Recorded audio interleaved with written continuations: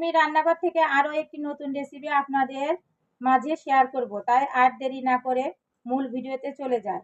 নাড়ু তো অনেকেই খেয়েছেন, কিন্তু কাঁচা পেঁপের নাড়ু কি কখনো খেয়েছেন? চলুন দেখাবো কিভাবে কাঁচা পেঁপের নাড়ু তৈরি করতে হয়। পেঁপের নাড়ু বানানোর জন্য আমি 2টি কাঁচা পেঁপে নিয়েছি। পেঁপে দুটো ধুয়ে নিয়েছি। পেঁপেটা আমি কেটে নেব।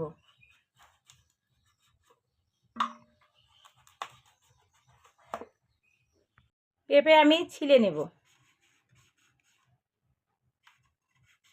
এভাবে আমি সবগুলো পেঁপে ছিলে নেব। পেঁপের ভিতরের অংশটা দায়ের সাহায্যে পরিষ্কার করে নিতে হবে, নাহলে তিতে তিতে লাগবে। পেঁপে পরিষ্কার করা হয়ে গেছে, এখন আমি ধুয়ে নেব। 2বার পানি দিয়ে ধুয়ে নেব। পানি দিয়ে পরিষ্কার করে ধোয়া হয়ে গেছে। আমি আলু কাটার মেশিনের সাহায্যে পেঁপেগুলো ভুচুরি করে নেব মোটা দিক দিয়ে।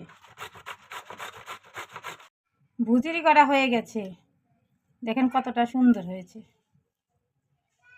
কড়াইয়ে দিয়ে ভাপ দিতে দেব। একটু পানি দিয়ে দেব।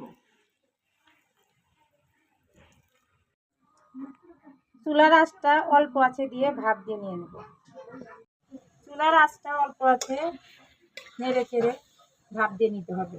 বেশি ভাপ দেওয়া যাবে না, অল্প ভাপ দেওয়া হয়ে গেছে।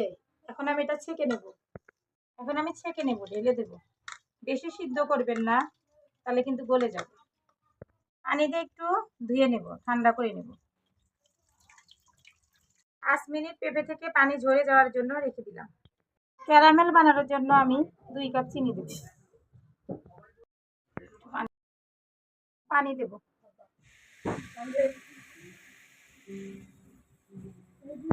চুলার আঁচটা মিডিয়াম আঁচে দিয়ে নেড়ে চেড়ে গলিয়ে নেব চিনিটা। করা হয়ে গেছে, এখন আমি পেঁপের ইগুলো দিয়ে দেব। এখন নেড়ে চেড়ে ভেজে নেব।